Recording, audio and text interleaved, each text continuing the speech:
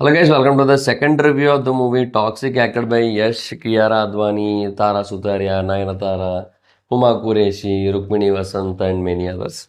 రివ్యూలోకి వెళ్ళే ముందు ఒక్కొక్క విషయం కారణం మన ఛానల్ సబ్స్క్రైబ్ చేసుకోకపోతే ఇప్పుడు సబ్స్క్రైబ్ చేసుకోండి, పక్కనే ఉన్న బెల్ ఐకాన్ క్లిక్ సాల్వ్ పెట్టుకోండి, నా ఫర్దర్స్ మిస్ అవ్వకుండా చూడొచ్చు. చాలా మంది చూస్తున్నారు కానీ సబ్స్క్రైబ్ చేసుకోవట్లేదు, so please try to subscribe and click the bell icon also. Hello friends, మీరు యూట్యూబర్ అవ్వాలనుకుంటున్నారా? కానీ రీసెంట్గా యూట్యూబ్ పెట్టిన గైడ్లైన్స్ ఏంటో మీకు తెలుసు కదా. ఇంతకు ముందు వరకు 4000 అవర్స్ వాచ్ టైం రిక్వైర్మెంట్ ఉంటే ఇప్పుడు 8000 అవర్స్ రిక్వైర్మెంట్ ఉంది. 10 మిలియన్ షార్ట్స్ రిక్వైర్మెంట్ ఎంత ముందు ఉంటే ఇప్పుడు 20 మిలియన్ షార్ట్స్ రిక్వైర్మెంట్ ఉంది. సో ఇప్పుడు కొత్తగా యూట్యూబ్ జర్నీ స్టార్ట్ చేయాలనుకునే వాళ్ళకి ఆల్మోస్ట్ ఇంపాసిబుల్ అన్నట్టే ఉంటుంది యూట్యూబ్ జర్నీ. బట్ కంగారు పడకండి, మీలాంటి వాళ్ళ కోసమే నేను ఒక మార్గనిర్దేశకాన్ని అయితే తీసుకొని వచ్చాను. అదే యూట్యూబ్ కోర్స్. నేను ఒక యూట్యూబ్ కోర్స్ క్రియేట్ చేశాను. సో దాంట్లో how to become a successful YouTuber అనే దాని గురించి కంప్లీట్ డీటెయిల్స్ అయితే ఉంటాయన్నమాట. సో ఆ కోర్స్ని మీరు పర్చేస్ చేయాలనుకుంటే వెరీ సింపుల్. మీరు ఆల్రెడీ సబ్స్క్రైబర్స్ అయినట్టయితే కింద వీడియో కింద మన ఛానల్ నేమ్ కనబడుతుంది కదా, దాని పక్కన జాయిన్ బటన్ ఉంటుంది. దాని మీద క్లిక్ చేస్తే లెవెల్ 1, లెవెల్ 2 అని కనబడుతుంది. ఆ లెవెల్ 2 మీద క్లిక్ చేస్తే అది యూట్యూబ్ కోర్స్ మెంబర్షిప్. దాని మీద క్లిక్ చేసి మీరు మెంబర్షిప్ని తీసుకోవచ్చు. ఒకవేళ సబ్స్క్రైబ్ చేయని వాళ్ళైతే ఛానల్ నేమ్ మీద కనుక క్లిక్ చేసినట్టయితే ఛానల్లోకి వస్తారు కదా, అప్పుడు బేసిక్గా అక్కడ జాయిన్ బటన్ కనబడుతుంది. అక్కడ మీరు క్లిక్ చేసి మీరు మెంబర్షిప్ అయితే తీసుకోవచ్చు. అక్కడ మీకు లెవెల్ 2 అని కనబడుతుంది, దాని మీద క్లిక్ చేసి మీరు మెంబర్షిప్ తీసుకోవచ్చు. సో లేట్ చేయకండి, లేట్ చేస్తే మీకే ప్రాబ్లం. ఫిబ్రవరి 1 లోపు మీరు మానిటైజేషన్ తెచ్చేసుకోవాలి, అప్పుడే మీరు సక్సెస్ అవుతారు, లేదంటే కష్టం. సో అందుకని ఎంత త్వరగా వీలైతే అంత త్వరగా ఆ మెంబర్షిప్ని తీసేసుకోండి. మీ యొక్క యూట్యూబ్ జర్నీని స్టార్ట్ చేసి ఒక సక్సెస్ఫుల్ యూట్యూబర్ అవ్వడానికి మీ యొక్క మొదటి ప్రయత్నాన్ని మొదటి అడుగుని వేయండి. ఇంకా వీడియోలోకి వెళ్దాం. నైట్ మళ్ళీ వెళ్ళాను, రెండోసారి వద్దామని చెప్పి. ఆల్రెడీ రివ్యూలో చెప్పా కదా ఫస్ట్ రివ్యూలో, సో రెండోసారి వెళ్తానని చెప్పి. సో వెళ్ళాను అండ్ నైట్ వెళ్ళా. సో బాగా లేట్ అయిపోయింది కదా అని చెప్పి ఇంకా నైట్ చేయలే, ఇంకా మార్నింగ్ లేచి ఇప్పుడు రికార్డ్ చేస్తున్నా. ఫస్ట్ ఆఫ్ ఆల్ అంటే లైక్ నేను ఇప్పుడు వెళ్ళడానికి జనరల్గా కూడా వెళ్తూ ఉంటాను కొన్నిసార్లు మూవీస్కి. రెండోసారి వెళ్తాను. లైక్ ఫస్ట్ టైం చూసినప్పుడు మనకి ఏదైతే ఒక ఇంప్రెషన్ కలిగిందో సెకండ్ టైం అదే ఉందా, అండ్ ఈ సినిమాకి రిపీట్ వాల్యూ ఏంటి, అండ్ యూనో ఏమైనా కొంచెం బెటర్ అయిందా ఒకళ్ళు బాగాలేని సినిమా అయినట్టయితే, ఇలాంటి కొన్ని క్వశ్చన్స్ ఉంటాయి కదా. సో వాటికి ఆన్సర్స్ కోసం నేను సెకండ్ టైం వెళ్తా. సో బేసిక్గా ఈ సినిమా కూడా ఆ పర్పస్ మీదే వెళ్ళా. సో వాటి గురించి మాట్లాడుకుందాం. కాకపోతే నేను యాక్చువల్గా ఫస్ట్ రివ్యూలో చెప్పడం మర్చిపోయిన కొన్ని ఎలిమెంట్స్ కూడా ఉన్నాయి. సో ఇంకా అవి కూడా ఉన్నాయి. అంటే లైక్ అందులో ఏంటంటే కొంచెం స్పాయిలర్స్ లాగా ఉంటాయి అన్న సెన్స్లో నేను బేసిక్గా కూడా చెప్పను అనమాట. జస్ట్ అవుట్ రైట్ రివ్యూ లాగా వెళ్తుంది. అది బేసిక్గా సినిమా అంతా బాగాలేదు కాబట్టి ఇంకా దాని బేసిస్ మీద వెళ్ళిపోయాను. సో దీంట్లో 1-2 స్పాయిలర్స్ లాగా ఉంటాయన్నమాట. సో వాటి గురించి చెప్తా కొంచెం. ఫస్ట్ ఆఫ్ ఆల్ దీంట్లో డైలాగ్స్ ఉంటాయి. అది ఏంటంటే నాకు ఈయనదే దిల్ రాజు గారిదే శాకుంతలం సినిమా గుర్తొస్తుంటుంది. మానవ ఏమి నీ కోరిక, లైక్ కొంచెం ఆ స్టైల్ ఉంటాయి అన్నమాట ప్రతి డైలాగు కూడా. అది ఏందో అది ప్రతిదీ కూడా ఇప్పుడు డబ్బింగ్ చాలా చాలా వరస్ట్ ఉంది కదా తెలుగులో. ఆ తెలుగు డబ్బింగ్ ఏదైతే అంత వరస్ట్గా ఉందో దానివల్ల ఆ డైలాగ్స్ కానీ ప్రతిదీ కూడా శాకుంతలమే గుర్తొచ్చింది నాకు.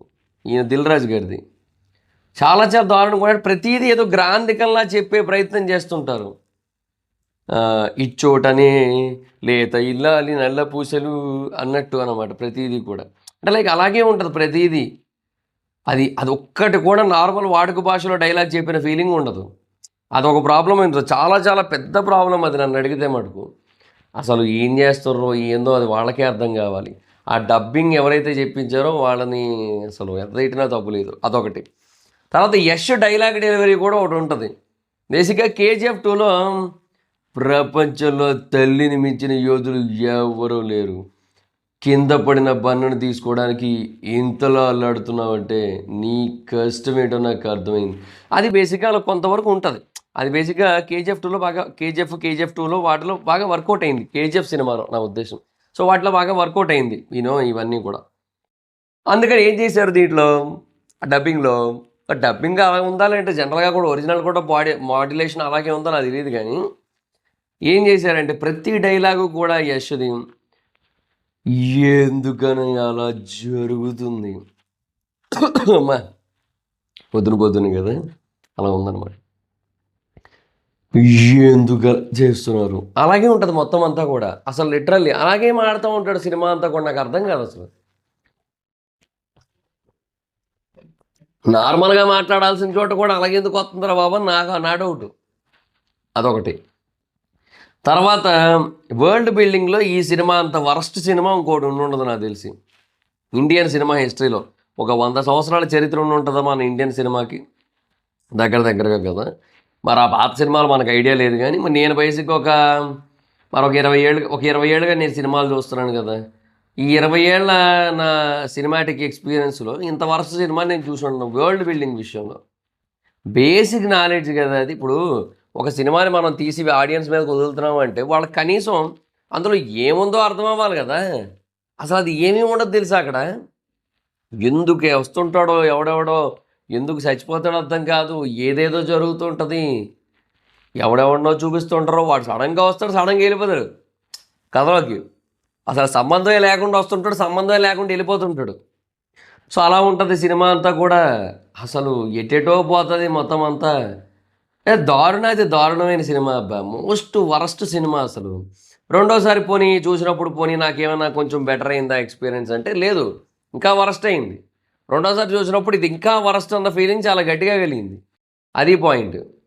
అండ్ ఇంకొకటి ఏంటంటే ఫస్ట్ ఆఫ్ ఆల్ ఈ సినిమాకి పోనీ వేరే దగ్గర ఏమైనా పోనీ బెటర్ రెస్పాన్స్ ఉందా అంటే లేదు. మొత్తం యునానిమస్గా నెగిటివ్ రివ్యూలే ఉన్నాయి ఆల్ ఓవర్ ఇండియా. కాకపోతే హిందీ ఆడియన్స్ ఏంటంటే కొంచెం బేసిక్గా నెట్ అది కొంచెం బాగా అడ్వాన్సెస్ అవి గట్టిగా బుక్ చేశారు కాబట్టి ఓకే, కలెక్షన్స్ అయితే బాగానే వస్తున్నాయి. డే వన్ ఈ సినిమా సుమారుగా 100 కోట్ల నెట్ మార్క్ని అయితే టచ్ చేసేసింది కూడా హిందీ వల్ల. హిందీ బేసిక్గా చాలా గట్టిగా నెట్ కొట్టింది సినిమా. కానీ ఏముంది ఎండ్ ఆఫ్ ది డే ఇప్పుడు ఫర్దర్గా డౌన్ అవుతుంది అంతే. కాకపోతే బాగా హైప్ అయితే బిల్డ్ అయ్యింది. అది రామాయణలో యశ్ రావణాసురుడిగా చేయడం వల్ల, టాక్సిక్ సినిమా ఆ గ్యాప్లో రిలీజ్ అవుతుండడం వల్ల, అట్లా అన్ని ఫ్యాక్టర్స్ కలిసి బాగా అడ్వాంటేజ్ అయ్యాయి. అండ్ టాక్సిక్ ఏదైతే బేసిక్గా ఈ యూత్ ఫ్రెండ్లీ అన్న కాన్సెప్ట్ అవుతుందో దానివల్ల కూడా బుకింగ్స్ అయ్యాయి. కానీ ఫర్దర్గా కష్టమే, అది పాయింట్. జనరల్గా ఈ సినిమాని బేసిక్గా నేను అంటుంది ఏంటంటే చాలా అంటే చాలా క్లియర్గా బెటర్గా తీయచ్చు ఈ సినిమాని. ఎఫర్ట్ అనేది ఉంటుంది, ఏ సినిమాకైనా ఎఫర్ట్ అనేది ఉంటుంది. ప్రతి ఒక్కరు ఎఫర్ట్ పెడతారు.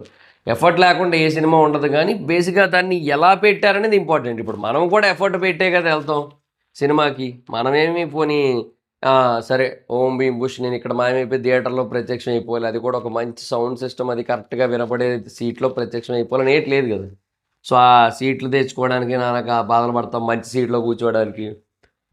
తర్వాత ఎంత కాదన్నా సరే యూనో ఇక్కడ నుంచి అక్కడికి డ్రైవ్ చేసుకుంటూ వెళ్ళాలి, డబ్బులు పెట్టాలి, టికెట్లు కట్టడానికి మనమే ఎఫర్ట్ ఉంటుంది. సో సినిమా ఎఫర్ట్ అనే కాదు, మన ఎఫర్ట్ కూడా ఉంటుంది ఆడియన్స్గా. ఇవన్నీ ఉంటాయి. ఎండ్ ఆఫ్ ది డే ఏంటంటే అంటే చాలామంది కన్నడ పీపుల్ అయితే మటుకు యాక్సెప్ట్ చేశారు. కన్నడ సైడ్ నుంచి కూడా కొంతవరకు నెగిటివ్ టాక్ ఉన్నప్పటికీ కూడా కన్నడ పీపుల్ కొంతవరకు యాక్సెప్ట్ చేశారు సినిమాని. ఏదో యశ్ ఫ్యాన్స్ అంతే. బట్ అక్కడ కూడా ఇంకా నాకు తెలిసి లాంగ్ రన్ కష్టమే. ఇప్పుడు తెలుగు బేసిక్గా డే వన్ ఆల్మోస్ట్ కన్నడకి దగ్గరకు ఉంది నెట్. మనం స్టార్టింగ్ బాగానే ఉంది, మన సైడ్ ఊపు గట్టిగానే సపోర్ట్ అయితే వెళ్ళింది. బట్ తర్వాత నుంచి పెద్ద ఏమీ లేదు. సో అదనమాట పాయింట్. ఇంకేమంటాం ఇంకా. సో ఈ సినిమా అయితే మటుకు ఒకటైతే వాస్తవం అబ్బా, యశ్ అనే వ్యక్తి ఆ గీతూ మోహన్ దాస్కి అసలు అవకాశం ఇచ్చి ఉండకూడదు. ఆవిడ అంతకుముందు తీసినవి కూడా గొప్ప సినిమాలు ఏం కాదు, కమర్షియల్గా అసలు అలవాటే లేదు. ఆవిడ అసలు కమర్షియల్ డైరెక్టర్ కాదు. సో అట్లాంటి ఒక పర్సన్ తీసుకొని వచ్చి అంటే యశ్ కూడా మోస్ట్లీ ఇన్వాల్వ్ అయ్యి ఉన్నప్పటికీ కూడా సో డైరెక్షన్ అదంతా కూడా సో ఎందుకో నాకైతే మటుకు నాకు అంటే లైక్ యశ్ కూడా ఇన్వాల్వ్ అయ్యాడని చాలాసార్లు చెప్పారు. లైక్ వాళ్ళే చెప్పారు. ఇన్ఫ్యాక్ట్ పోస్టర్స్ మీద కూడా యశ్ బేసిక్గా డైలాగ్స్ అవి రాసినట్టుగా కొంత కొంత డైరెక్ట్ చేసినట్టుగా అది మెన్షన్ చేయబడి ఉంటుంది యశ్ చేసినట్టుగా. సో చేసాడు యశ్, కొంతవరకు ఇన్వాల్వ్ అయ్యి ఉన్నాడు గట్టిగానే. కాకపోతే పాయింట్ ఏంటి అంటే నా వెర్షన్ ఏంటంటే ఏదైనా సరే డైరెక్టర్కి వదిలేయాలి. అప్పుడు ఏంటంటే బ్లేమ్ మొత్తం డైరెక్టర్ మీదకి వెళ్తుంది. ఒక కంప్లీట్గా మిస్ఫైర్ అయినట్టయితే సినిమా. ఇట్లా హీరో ఏలు పెడితే ఇప్పుడు ఇలాగే ఏలు పెట్టడం వల్లే జరిగింది ఇదంతా అన్న పాయింట్ వచ్చేస్తుంది కొద్ది రోజుల తర్వాత. అదొక ప్రాబ్లం అయితే ఉంటుంది. సో అది గుర్తుపెట్టుకుంటే బెటర్. అందరూ బేసిక్గా పర్ఫెక్ట్గా ఏలు పెట్టలేరు. ఇప్పుడు కొంతమంది ఏలు పెడతారు, బట్ పర్ఫెక్ట్గా పెట్టడం అనేది ఇంపాసిబుల్. ఎక్కడో చాలా రేర్గా జరుగుతుంటుంది కొంతమంది విషయంలో. వాళ్ళు ఏంటంటే వాళ్ళు పెట్టారు అంటే వాళ్ళు ఆ సినిమాను కొంచెం బెటర్ చేస్తారు. ఇన్ఫ్యాక్ట్ KGF 2 టైంలో ప్రశాంత్ నీల్ గారు చెప్పేటోళ్ళు, యశ్ బేసిక్గా కొన్ని డైలాగ్స్ ఇచ్చేటోడు అండ్ కొంత ఇలా చేద్దాం అలా చేద్దాం అని చెప్పేటోడు. అది బాగా వర్కౌట్ అయ్యేదని కూడా చెప్పాడు ఆయన. సో అది బాగానే ఉంది కదా అని చెప్పి ఇంకా నేను గోస్ట్ డైరెక్షన్ చేసేస్తా, నేను పక్క నుంచి చెప్పేస్తా అంటే వేస్ట్ నన్ను అడిగితే. సో ఏమీ లేదబ్బా సినిమా. అండ్ రిపీట్ వాల్యూ అంటారా, అసలు చెప్తున్నాను కదా, బేసిక్గా ఈ సినిమాలో మనం ఒక 5% ఆఫ్ సీన్స్ని కూడా మళ్ళీ రిపీట్లో చూడలేము. అది అంత ఘోరంగా ఉంది రిపీట్ వాల్యూ ఈ సినిమాకి అయితే మటుకు. ఒక్కసారి చూస్తే చాలు, ఇంకా తర్వాత జీవితంలో మళ్ళీ చూడక్కర్లేదు అన్నటువంటి కైండ్ ఆఫ్ సినిమా ఇదైతే మటుకు. So there is no zero repeat value, అంటే జీరో అన్న కానీ మరి 5% వరకు ఉంటుంది అంతే. లైక్ కొన్ని సీన్స్ ఉంటాయి, లైక్ రాయా చైల్డ్హుడ్ సీన్స్ ఉంటాయి, అవి కొంచెం యూనో లైక్ ఓకే అట్లా అక్కడక్కడ కొంచెం పర్లేదు, అవి చూడొచ్చు కానీ. బట్ ఏమో మిగతావి ఏవైతే రాయా పెరిగి పెద్ద అయిన తర్వాత ఉన్న సీన్స్ అన్నీ డిజాస్టర్లే, ఏమీ లేదు.